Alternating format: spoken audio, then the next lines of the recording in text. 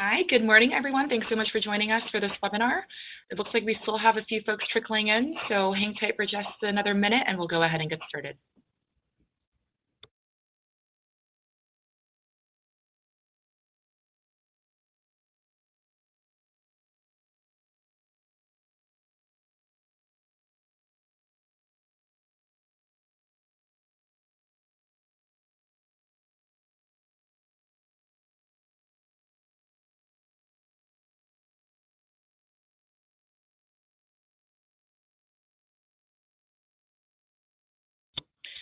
All right, well, we have a lot to cover today, so we're going to dive right in.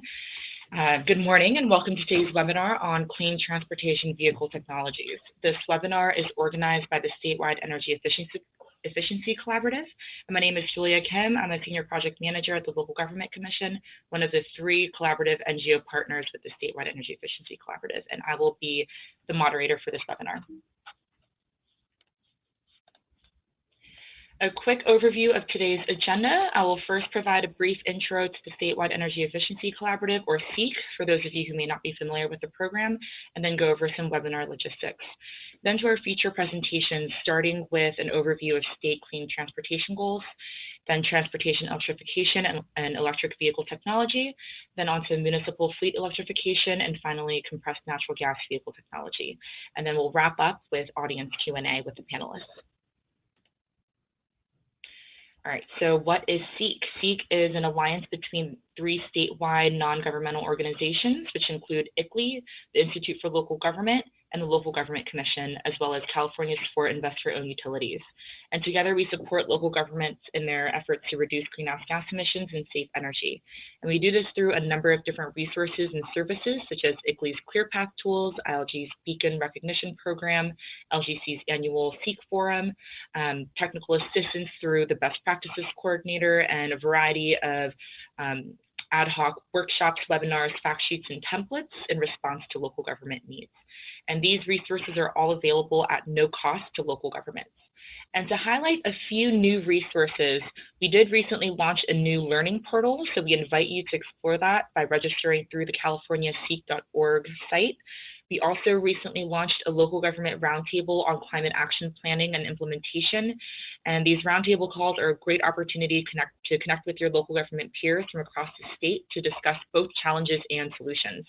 And we also developed a legislative fact sheet that highlights key climate and energy bills that were signed into law this year. And in the webinar follow-up email, I'll be sure to include all these links and opportunities, as well as additional opportunities for resources. And before we get started, I wanted to go over a few logistics. Everyone will be muted except for our panelists. And due to the large number of participants, we ask that you type your question into the question box in the GoToWebinar control panel. And please feel free to submit your questions at any point during the webinar. We will be summarizing those questions during the Q&A portion. So following each of the presentations, any targeted questions we'll go ahead and cover at that time, but any broader questions we'll save for the final Q&A round. So feel free to submit your questions at any point throughout the webinar. And this webinar will also be recorded and made available on our website along with the PowerPoint presentations, and we'll go ahead and share that out with you as well directly by email. And now I'm really excited to introduce all of our presenters. First, we'll hear from Dean Taylor. Dean has over 25 years experience in the electric transportation area with a focus on regulatory and legislative affairs, external engagement, and business and strategy development. He has chaired many coalitions, including the California EV Task Force and the coalitions that have created federal EV tax credits, the Energy Independence and Security Act of 2007, and California's AB 118 incentives and HOV lane access incentive. He has project managed dozens of technical and business planning studies covering over 30 electric drive technologies, including non-road EVs, high-speed rail, and heavy-duty EVs. Dean currently is a principal advisor for the Southern California Edison, working in regulatory affairs on transportation electrification issues. And next we'll hear from April Bolduc. April is the Electric Vehicle Customer Engagement Manager for SDG&E's Clean Transportation team and has been driving electric for the past 6 years. Fantastic, April. She focuses on creating strategies that inspire customers to drive electric and participate in the utility's numerous EV programs. April is currently working with her team to install 3,500 EV charging stations at apartments and workplaces, which have a first-of-its-kind hourly rate that takes advantage of renewable energy. For the past 5 years, April has been helping to coordinate EV Day San Diego, named by Plug in America as the largest EV Day event in the world for 2 years in a row. And last but certainly not least, we'll hear from Wendell Peoples. Wendell is the product manager and market advisor for Southern California Gas Company's Clean Transportation Group. He is responsible for accelerating the adoption and use of natural gas vehicles within Southern California through the development, execution, and management of clean transportation products and services. He represents the interests of customers, the industry, and SoCalGas both internally and externally by managing, monitoring, and evaluating existing and new market conditions, regulations, and legislation that will impact the use of natural gas as a transportation fuel, specifically in the heavy-duty market. Thank you all to our presenters for being here today. And Dean, I'll go ahead and pass it over to you first. Good morning. Pleased to be here. I thought I'd start by giving you a few fun facts about Southern California Edison that you may not know. We're currently over 28% renewables today and almost 40% zero emitting. Along with the other utilities in California, we're required to achieve 33% renewables by 2020 and 50% by 2030. We're mainly a wires business now that deregulation has been going on for almost 20 years, although we do have a little bit of hydro and other generation. I was asked to cover some of the policy background here in California.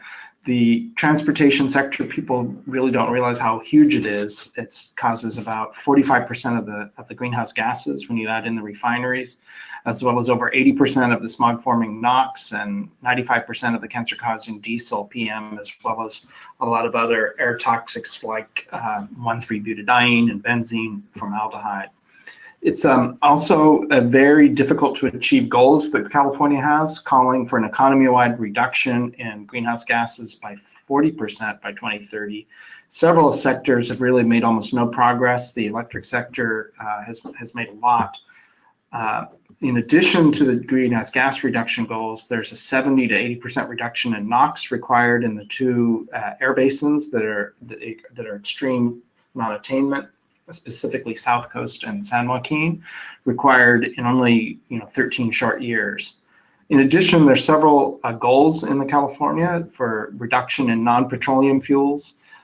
There's also a longer-term goal of 80% reduction economy-wide by 2050 in greenhouse gas. And the recent scoping plan to implement all this called for over 4 million light-duty EVs and roughly 600,000 to 250,000 zero or near zero emission medium and heavy duty trucks on the road.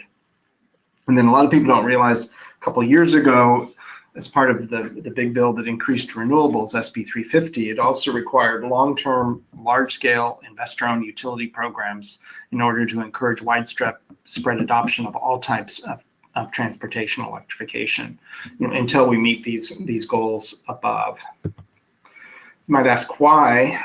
In the SB 350 legislation, it quotes these facts that as of back in 2008, according to the CARB and the Air Resources Board analysis, the EVs are emitting approximately 70% fewer greenhouse gases on an individual basis compared to gasoline, and over 85% less ozone-forming air pollutants. And today, with the grid being substantially cleaner, those numbers are much higher. Some utilities are up at 90% fewer greenhouse gases. And this is on a well-to-wheels type basis that study was done. The EV load also, you may know, is uniquely flexible, has huge benefits as far as load management. And if you improve the utilization of the utility grid, you'll be putting downward pressure on electricity rates. So for example, our system utilization 50 years ago was like 80%. Now it's right around 40, 50%. And if it goes down, even further with a lot of solar and energy efficiency programs, we could hit 20%, which is not good and would increase rates. So electric transportation can also help deal with that by providing the additional load at the right times of day that can make a big difference. As far as where we are, it's really an exciting time for the electric vehicle industry. We're at over 700,000 battery EVs and plug-in hybrids on the road today in the US, and by the end of the year, worldwide, we'll have close to 3 million. There are major automotive announcements of electrified cars in the last month or so. In fact, over 100 new product announcements. And a lot of the reason for this is all the talk in China about their new electric vehicle and plug-in hybrid mandate, which is probably going to add another 2 million EVs to the roads of China in the next couple of years. In addition, there's a whole slew of countries and cities that are all talking about phasing out gasoline and diesel. They actually haven't implemented this, but it's really stunning. In fact, in my career in the last, I've never seen anything like the last month. It's just kind of stunning. I was watching in a hotel room the other day, a Japanese news channel, and the Japanese automakers, and in fact, the entire government was clearly freaking out, is to put it mildly. I mean, that all their jobs on engines and stuff may be going away unless they do something. And in all the recent news clips, all the major magazines are constantly talking about these stunning announcements in the last month or so. You know, so I said an electrified car, so it may be worthwhile stepping back because that term is basically extremely broad. It can include the vehicles on the left of this chart, a mild hybrid or a regular hybrid. It also can include plug-in hybrids and battery EVs. Only the two vehicles on the right side, however, plug in. And a lot of people don't realize that there is such a thing as a plug-in hybrid that basically has a fairly large battery pack, and you can plug in at home at night and use the gasoline engine for the longer trips. So it's a dual fuel vehicle, whereas a battery electric does not have any gasoline engine at all.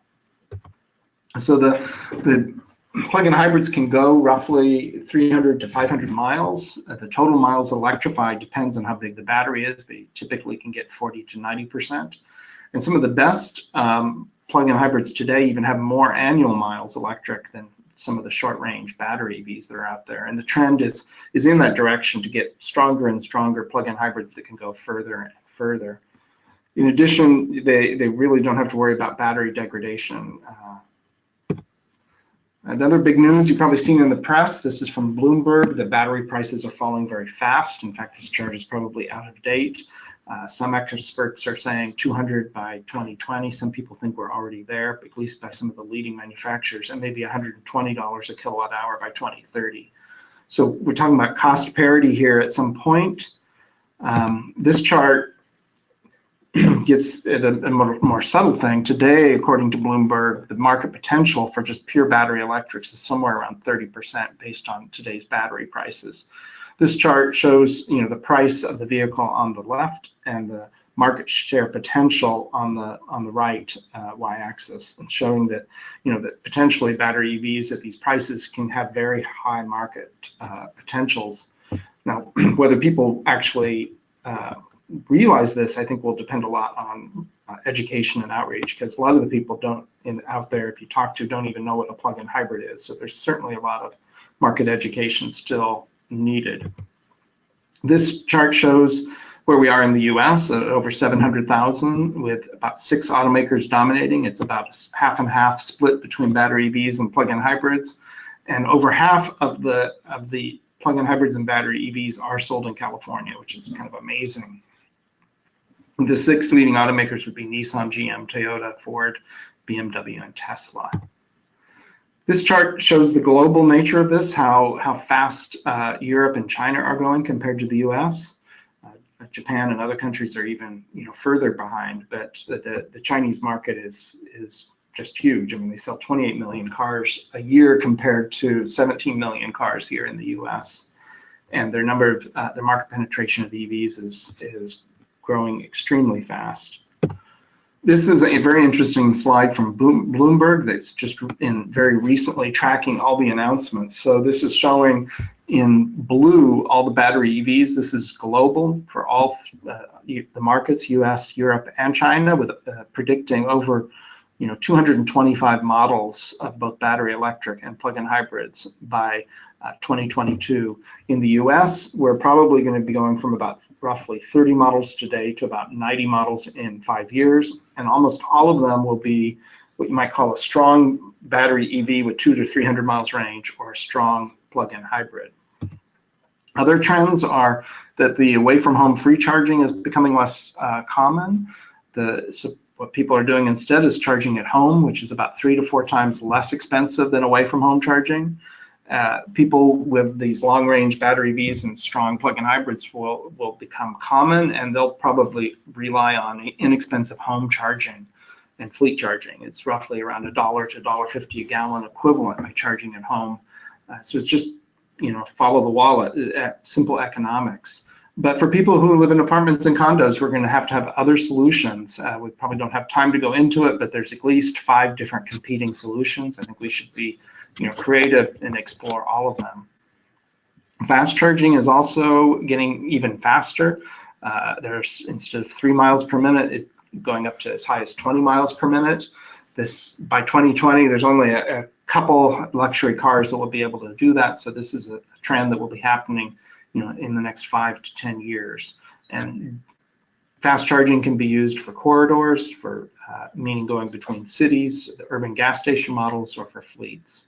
And all of this is also surprisingly had huge announcements this year regarding electric buses, trucks, and similar equipment from Tesla, Mercedes, VW, Cummins, BYD, Proterra, and others. BYD actually offers, and so does Proterra and New Flyer, quite a few products already in this market. So lots of new things are coming, a lot of new business models, less expensive charging stations. There's also an expanded role for utilities, which I hope to talk about here in a bit, as well as additional better rates for electric utilities. This kind of shows the industry challenge. There is a lot of public charging, but it's very fragmented between all the different providers, meaning the different colors of dots are different providers here. In California, we have over 10,000 away from home level 2 charging stations and 1,500 DC fast charge stations. And as far as some of the really big announcements, you might have noticed the Model 3, the next generation Nissan Leaf. The Europeans are coming in a very big way, including exciting products, dozens of products actually from VW, new brands from Mercedes and others, and Volvo, for example. There's also lots of new product coming as far as SUVs, vans, buses, and trucks. This slide mentions a few of the things, and so just to give a sense of how big batteries have become, these buses are having up to 600 kilowatt hour packs, whereas EVs a few years ago typically had a 20 or 25 kilowatt hour pack, just to get a sense of how large these battery packs are. This is showing what CARB has. I realize it's a really busy chart. If you were to get away with anything in this, is that CARB has a lot of money. This is showing not just for electric vehicles, but other clean technologies. They have over $660 million that they'll be giving away in this next fiscal year, with roughly $260 million to light duty and $400 million to CARB, in a range of programs available to both low-income people as well as regular income people. So, for example, they offer a light-duty rebate up to $2,500 and up to $9,000 if you're low income. In addition, there's the federal tax credits, which go up to 14,000-pound vehicles, and you can get up to $7,500. You probably have all seen the green and white stickers for plug-in hybrids and EVs. Natural gas also can get in there. The Energy Commission has a whole range of both R&D grants and other deployment grants from 2 different programs, EPIC and AB8. Electrify America, which is funded from the VW settlement as a brand neutral program, also is going to be getting a lot of money out here in California, about $50 million a year roughly, mainly for charging stations in corridors, urban areas, and workplaces. South Coast AQMD has a whole range of grants that they run. Same for San Joaquin Valley Air Pollution Control Districts. In addition, we have big low carbon fuel standard incentives, 7 different incentive programs from various utilities, as well as others that are based for non-residential charging at fleets and workplaces and public locations. And then utility programs, I'm sure April will talk more about this, but at least 4 utilities have ongoing programs. Edison's is closed. We asked for 30,000 stations, but only got 1,000. So we'll be going back and asking for a new program in 2018. But we do have a big program before the commission right now. We're very committed to supporting California's goal of reducing by 40% greenhouse gases by 2030. So we filed a big application heavily focused on disadvantaged communities and medium heavy duty equipment.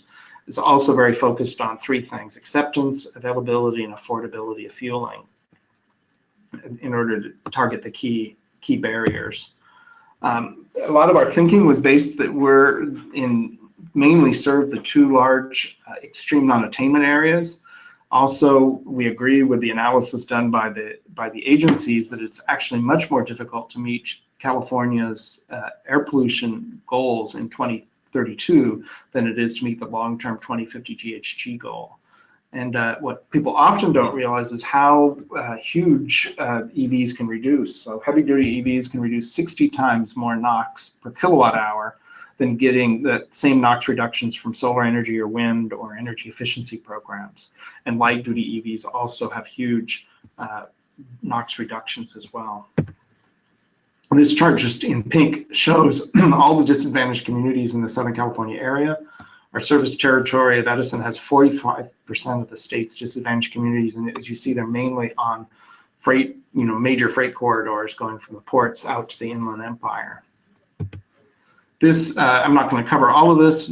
Our big program is a $553 million program that is proposed to pay for the infrastructure that goes from the transformer all the way up to the charging station, which is sometimes called the make-ready, as well as a rebate for some of the cost of the charging station itself.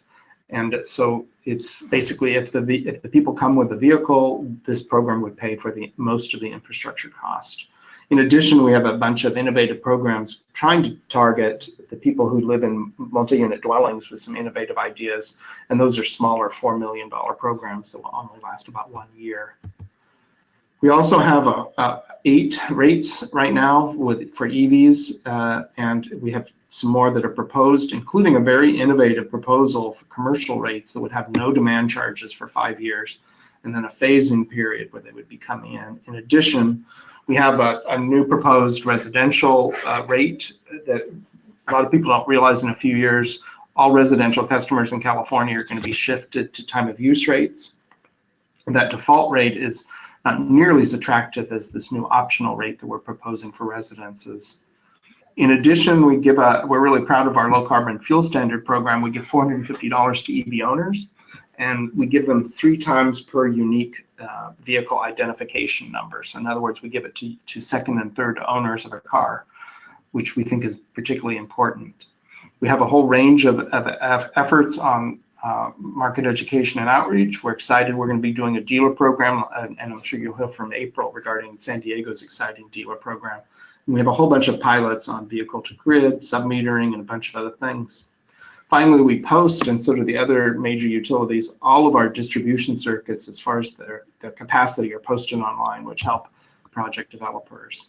And then lastly, I'll maybe just leave you with this trend of the utilities proposing infrastructure has mushroomed in the last 3 years. This map shows all the different proposals from around the country. Courtesy of EPRI has kind of tracked this to show that it isn't just here in California that we're proposing these big things, but all around the country. So we'll see. I mean, I think the utilities in 2014 asked for $1 billion in programs. We got about 200 million. And now we have a similar over $1 billion ask here in California. And we'll see what happens. We'll know probably by May whether the PUC has approved our big proposals in that area. And the other thing maybe to note in here is that there's a range of different business models in here. Some utilities are proposing to own and operate the stations. Others are just doing the make-ready plus rebate idea, and some are doing hybrids. That I would expect this to dramatically increase in the next year or so. I think with that, that's it.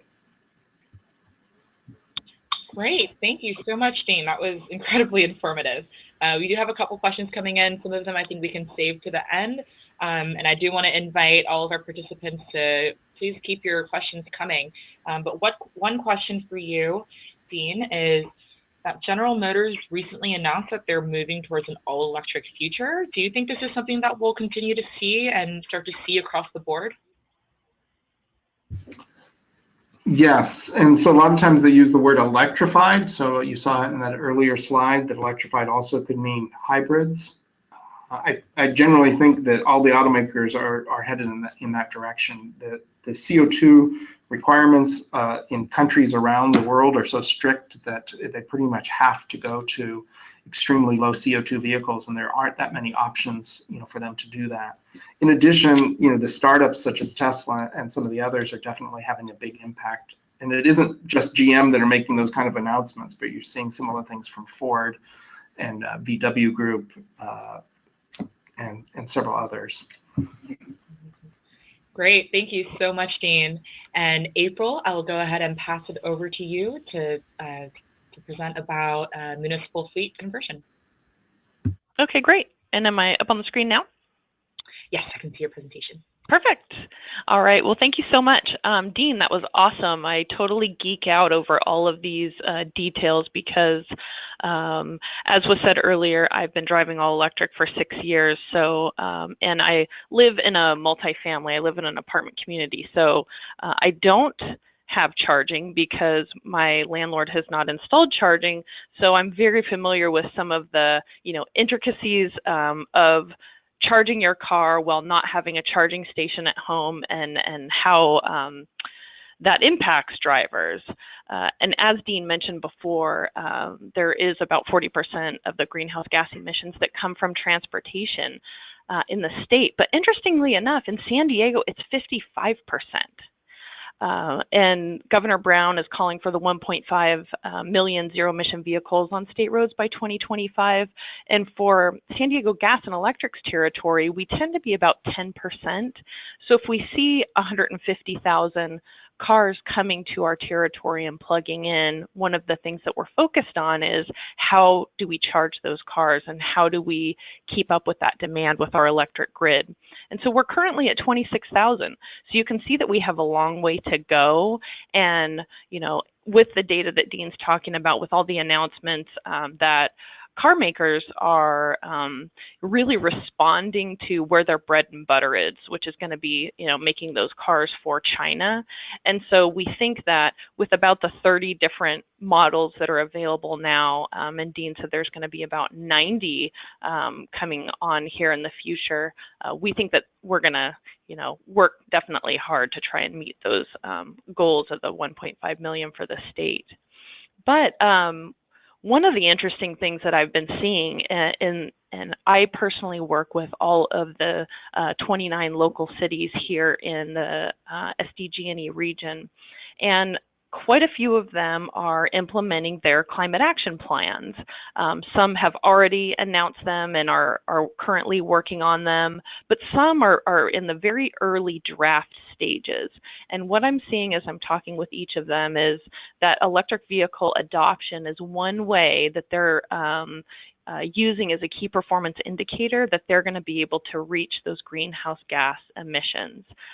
So with every single climate adoption plan that I'm reading and even the drafts, there is a component of electric vehicle adoption in there, and whether that's for their own facilities and then how they're going to help grow that in their communities. For the San Diego region, the good news is that 43% of our energy portfolio comes from renewable energy, and we don't have any coal. So I mentioned to you earlier that even though I live in an apartment community, my landlord does not have solar on our rooftop. At least I feel good about the fact that I'm plugging my car into a grid that's 43% renewable and does not have any coal. So talking about a little bit more about fleet electrification and what some of the cities are doing, the state has really led the charge on how they're going to electrify their own fleets. So they're looking to have 50% of their light duty vehicles zero emission by 2025, and they think that that's going to add about 1,500. And 15% of those would be medium and heavy duty zero emission vehicles by 2025, with 30% by 2030. So in the climate action plans that I've seen, we haven't seen these specific numbers, but what we have seen for the cities is they do have targets to green fleets. So they are looking to green portions of their fleet.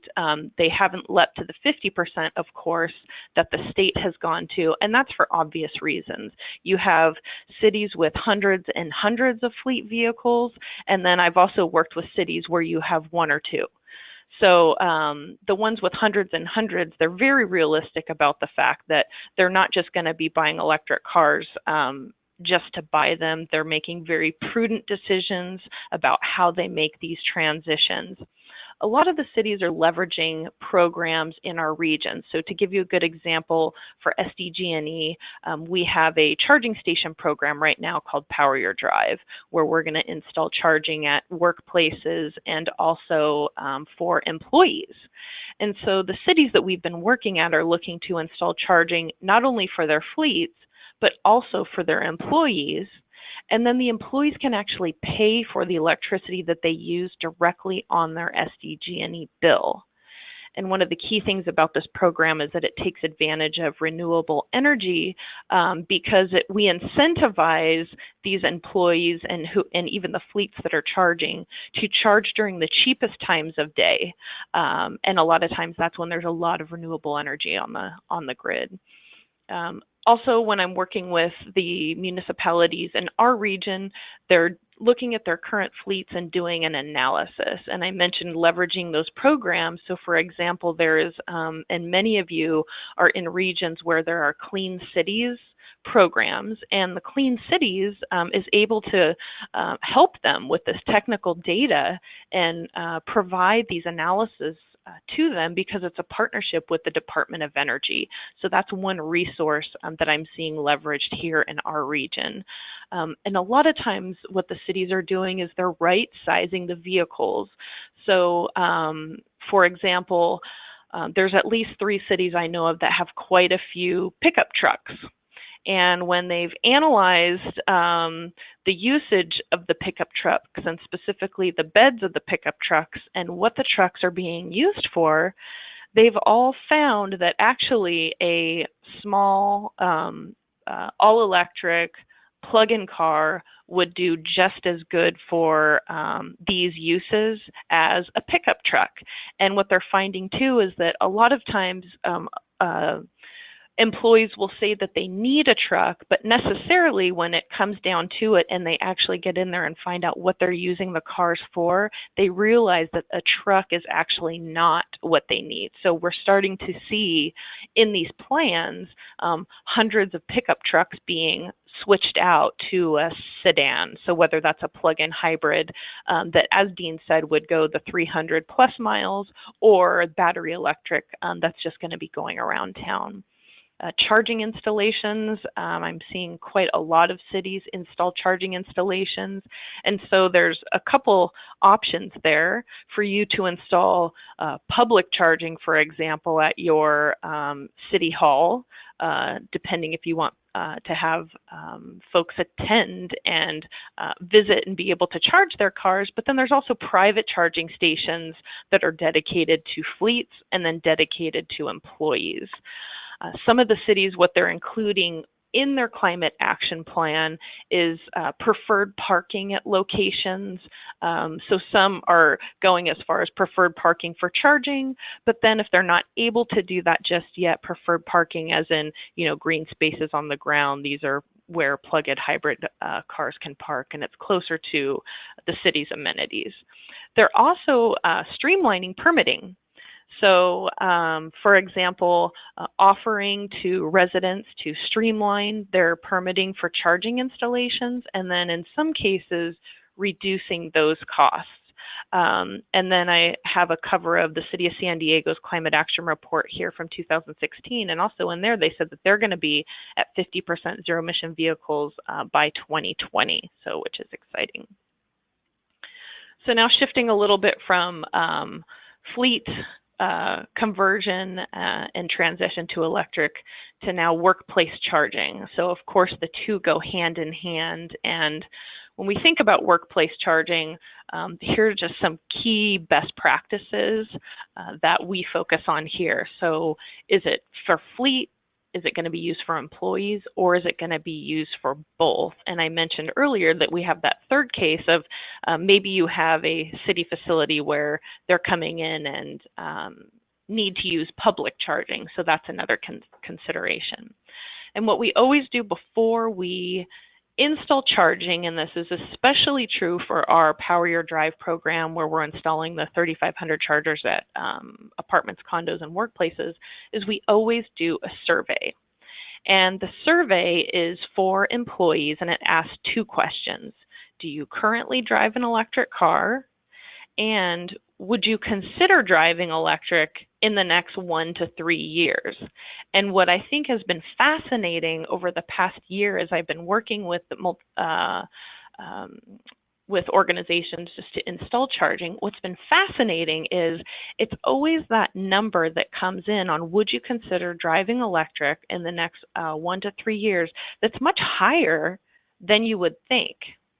And so what this helps do is really right-size that charging installation. Some of the best practices are who pays for charging. So for example, I mentioned with the Power Your Drive program, the employees would pay directly on their SDG&E bill, or if it's a fleet, then the fleet would cover that. Some businesses in our region offer to pay for charging for their employees. However, what we've seen is that employees tend to then only charge at work and not charge at home. So they outgrow those charging stations very quickly. So that's something to consider. Would the equipment be networked or not? So for example, are you going to be having someone else handle the billing, or is that something that you would like to take on? Most people prefer to have someone else handle the billing, which is exactly what we prefer to, because we've gone the route with our employees to charge them back manually, and it just takes so long. And then also closest to the power source. So the closer you are to your power source, the cheaper your installation is going to be. I mentioned about future proofing, and that's really what that survey does. And then we try and be champions to help grow adoption. So for SDG&E, we have our Race to 500, and that is to have 500 employees driving electric by 2020, and we just hit 400, so we are really creeping up there. We have about 200 charging stations just on our main headquartered campus alone because of the need that we're seeing.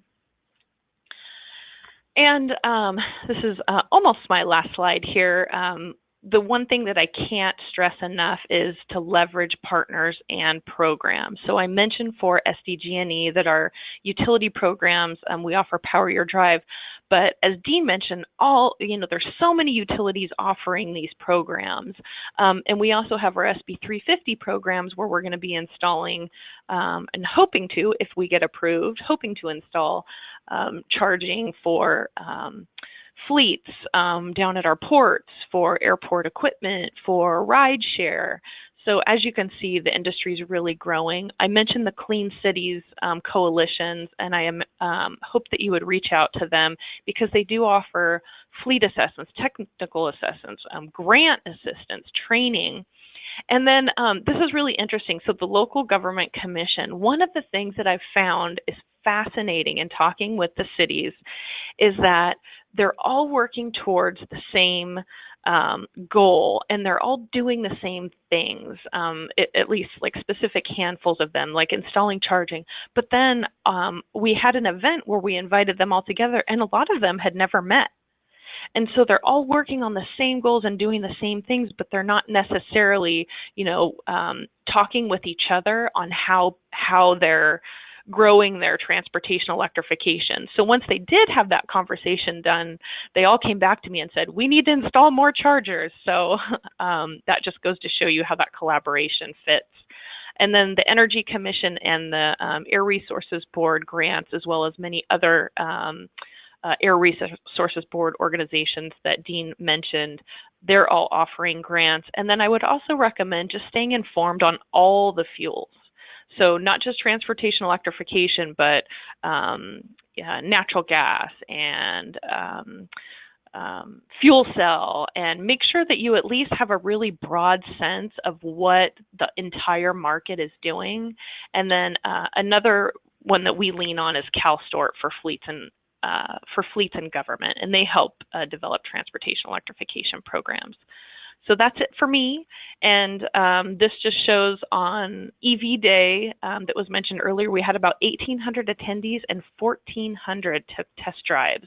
So as you can see, just the need for information is out there, and we're happy to help. Great. Thanks so much, April. Really great to hear about all the great work that's happening in the San Diego region. We do have quite a few questions coming in, but I am going to go ahead and save that for the Q&A round, and I'll pass it over to you, Wendell. Okay, great. Hopefully everyone can hear me. I'm battling a little bit of a cold, and I apologize for that, and hopefully everyone can see my screen. I appreciate Dean and April's presentations. I actually had an opportunity to learn quite a bit, and am excited at the fact that there are so many different alternatives for us to be able to help meet state regulations goals, as well as individual company and municipality lowering carbon footprint objectives. Some of the things that I want to talk about today include the basics of natural gas vehicles, talk about a little bit about some of the existing and upcoming natural gas engine technologies. I'll share just a couple of quick success stories from some municipal fleets down within our service territory. I'll talk a little bit about NGV's infrastructure.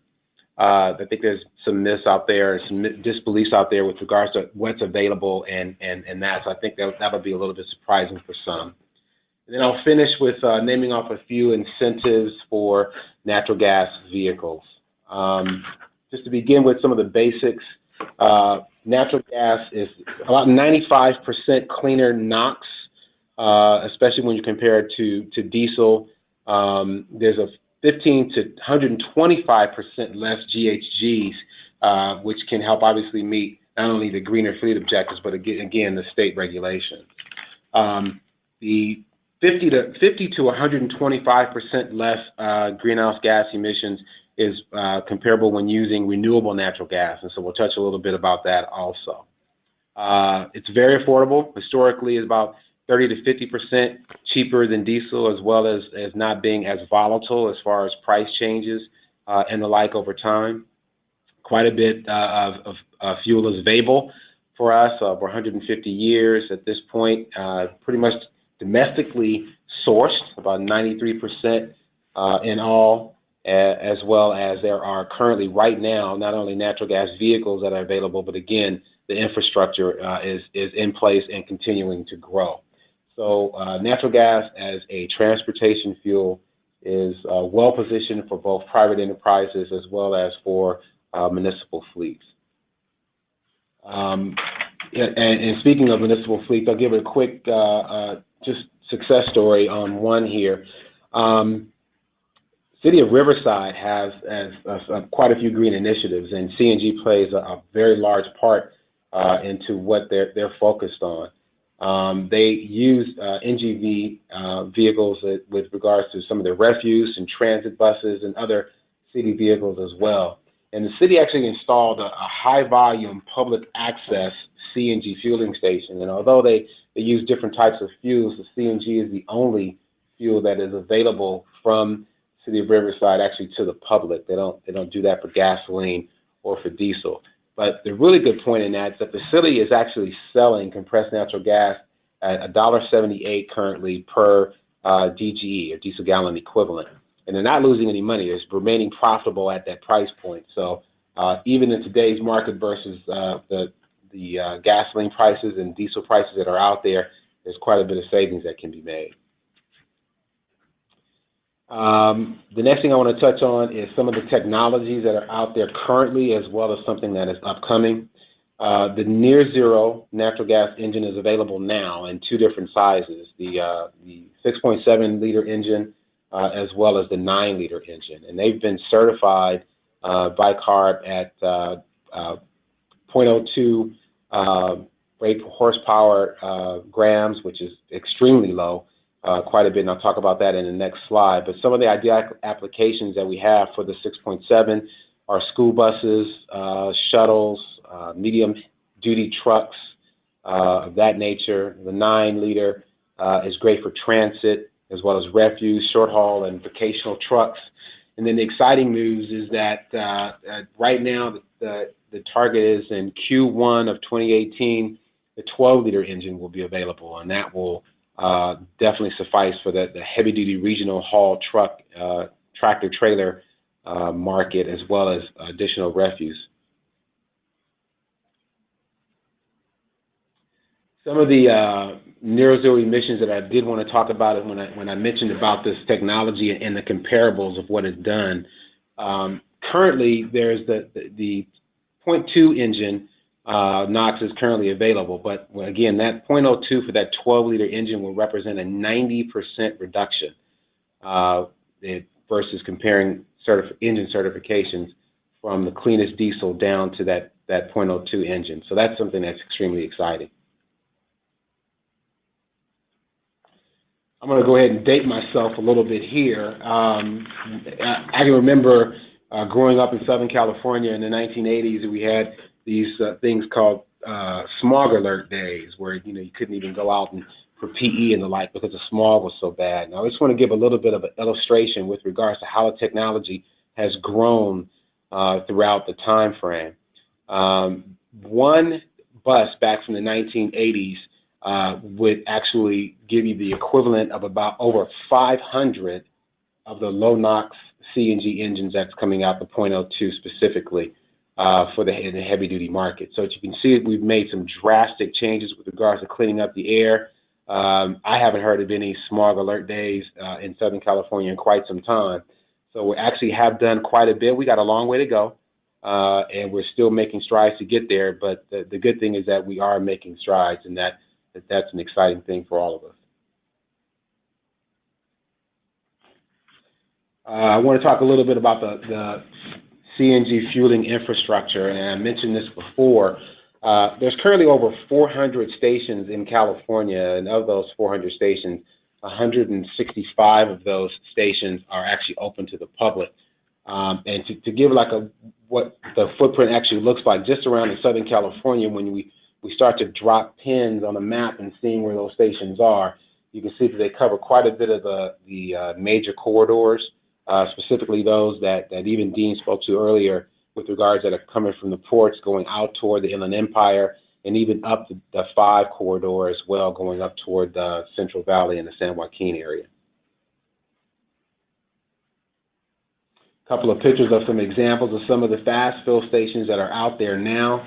And the key note here is that they give a real good identification and comfort level in that they look like the typical stations that people have been using for years with regards to the self-serve gas stations and diesel stations that are out there.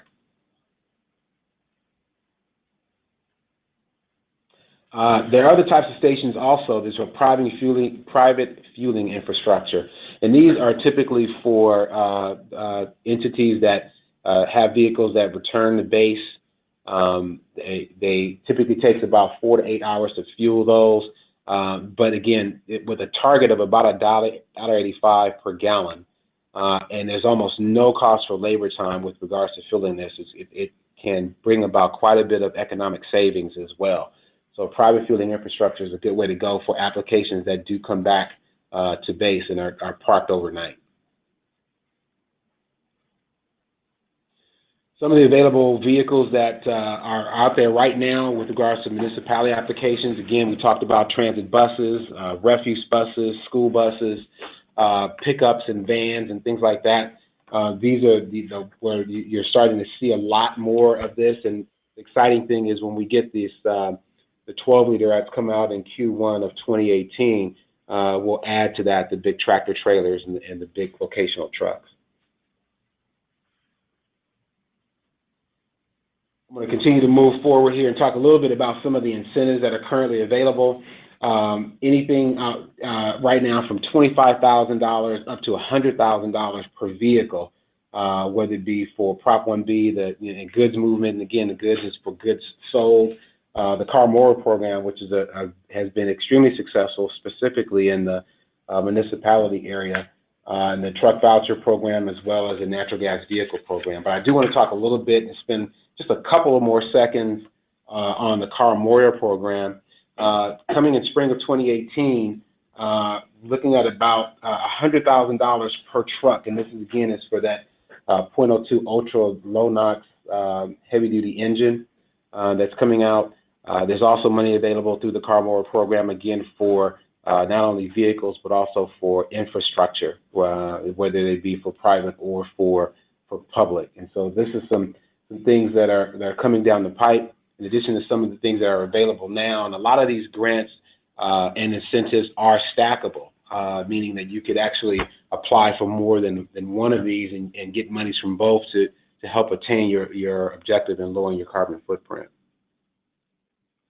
So I see that we're coming a little bit close on our time frame. I do want to make sure that we leave some time for some Q&A. So I'm going to stop here, Julia, and I'm going to turn it back over to you so that we can be respectful of everyone's time. Great. Thank you so much, Wendell. I really do appreciate that. And thank you for your presentation. We do have a few questions coming in, and I invite folks to continue sending those along. So one question from Christine. Are you concerned about the nighttime home EV charging and increasing target for renewables and solar energy, and how will the load be balanced? I can take that. This is April. Go ahead. So what we're doing at SDG&E, I mean, that's exactly what we are looking to do, would be to shift load to the nighttime. In some cases, we do that through time of use rates. So if you have a single family home, we actually encourage you to program your car to charge at night. So I come home, maybe it's on a Saturday, I plug in the middle of the day, but my car's not going to start charging until the cheaper times at night. Now, with our Power Your Drive program, the exciting thing about that is that we've never before been able to offer an hourly rate because we do have a lot of renewable coming on in the middle of the day. We've never been before been able to incentivize customers to charge in the middle of the day and then actually offer them a low price in the middle of the day. So we think with the Power Your Drive program and our time of use programs that's how we're looking to balance electricity and integrate electric vehicles into the grid efficiently. This is Dean too. You may have heard about this funny thing called the duck curve. That basically means that California many months of the year now has an oversupply of solar energy in the middle of the day. So what's happening is the same thing is happening in Hawaii. They're already offering rates that are actually cheaper to charge your car, use electricity in the middle of the day than it is in the middle of the night. Both times are really good, but California is just starting this transition. Edison has proposed several new rates to encourage that, but they aren't yet adopted. Great. Thank you, April and Dean. And here's a broad question. I'm hoping if each of you are able to just provide a couple of remarks related to this. So how can we better engage low-income populations to encourage the adoption of low-carbon vehicles? I've actually had some experience with that, and what we did specifically here in our region is we went around and did like a listening tour where we engaged with stakeholders and said, for your particular stakeholders in your region, how can we get the word out here about electric vehicles and electric vehicle adoption? And what we're finding is that there is not a lot of information or at least education and outreach programs until we really look deeply at this issue that, wow, the cost of the cars are coming down. They're looking better. The incentives have increased for the state for those particular populations. So it's pretty exciting once you get the information out there that you do have these groups, for example, organized a ride and drive at one of their churches, and it was one of the most heavily attended ride and drives that we had seen at an event like that. So once we're able to get the information out there, and you really have to do that community by community and do it with leaders in those communities, we've seen success. I would just add our recent Charge Ready program that's now closed. We targeted 10% for disadvantaged communities, and we were able to hit over 40%. So it certainly is possible to get those kind of high penetration numbers. And in addition to the utilities, I think we should give a nod to state government. They have a huge amount of programs targeting these markets. So there's some very attractive incentives out there. Yeah, and I'll add to that as well. I think the educational side, especially in the lower income areas, is extremely important for natural gas vehicles. Just the educational side of letting folks know that there is a transportation fuel that is available out there. It's the same thing that they use to cook with and heat their clothes with and things like that, that it's safe, that it's abundant, that it's available now. We've done some things in a lot of our public relations and community areas have done some programs of the like. We typically target more on the heavy duty market because that's where we can get the biggest penetration with regards to lowering the NOx and GHGs in these areas. But we do have some programs in place that are going to be coming down the pipe to help make sure that those folks that live in those areas know what we're doing to help clean up the air that they breathe. Fantastic. Thank you so much, everyone. And Dean, you mentioned a clean vehicle rebate project where the rebate starts at $2,500 and goes up to $9,000 for low income. And this is a question for everyone from Aisha. She's been hearing that even low income buyers will be placed on a waiting list for this rebate. Do you have updates on rebate funding and this wait list? Actually, so the low income, or go ahead, Dean. No, April, go ahead. I was just going to say the low income buyers actually are not put on a wait list. Those funds are available now. So hopefully we can correct that information, and you can go to the Center for Sustainable Energy website, and that actually lists that there. What are being waitlisted are the funds for the higher income levels, because they did want to make sure that for lower income levels that they were available. So those funds are available now, and they have been funded. So even though that the higher income levels are waitlisted, they'll still eventually get their check. And I don't think the wait list is going to go much longer because the state budget did pass $140 million for the rebates for the non-low income buyers. Thank you. And we're seeing a lot changing in the transportation sector in general. And one key technology that's been coming up over and over again is autonomous vehicles. So for local governments on this line, which most of our participants are local governments, how should they be planning for autonomous vehicles? Here in our region, we were designated one of the country's autonomous vehicle corridors. So what that means is that there's a particular freeway where they're going to be testing autonomous vehicles and expressways, and then in Chula Vista, they're actually going to be testing them on city streets. So I think it's when we see these vehicles used in real situations like this, and it's getting that data, and then how can we apply that to our own local cities and our own local governments. That's, I think, what that's going to be demonstrating, which will be great to see how that works out.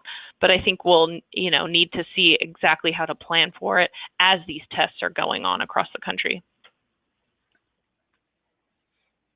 I'd also add in, you might want to pay attention to just shared use vehicles in general, because that is starting to already have an impact on bus ridership and things like that. I think we have time for just one more question. So this is from Phil. What do you imagine the future of EV charging will be? And as a public agency, he's trying to prioritize where they can invest in publicly available EV charging infrastructure. I hinted at this in my presentation. I think more and more EV charging is going to be at homes, both single family as well as, duplexes, triplexes. The big challenge is it is not 100% clear what we're going to do for apartments and condos.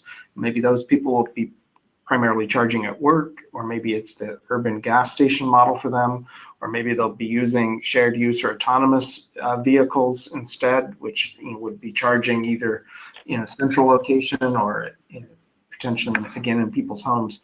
So I just named 3 possible solutions to what to do there. I think going to have to pilot a lot of different things and get more data before we can give you a 100% clear answer. But probably less, I would predict probably less like restaurant and retail charging. That I think at one point people thought was going to be the future. Instead, I think DC fast charging has taken off much faster than anybody had predicted. Great, thank you, Dean. And that is all the time that we have today. So thank you so much to Dean, April, and Wendell for taking the time to join us today. This past hour has truly been quite informative, and we are hoping to follow up with a second webinar that's really focused on local government best practices and case studies. And thank you to all of our participants who were able to participate today, and thank you for the questions that you submitted. And as a reminder, the webinar recording and the PDF of today's presentation will be sent out to all participants and registrants by email, and we'll also post it up on our SEEC California website. And that concludes this webinar. Thank you all again for joining us today. Thank you. Thanks. Thank you.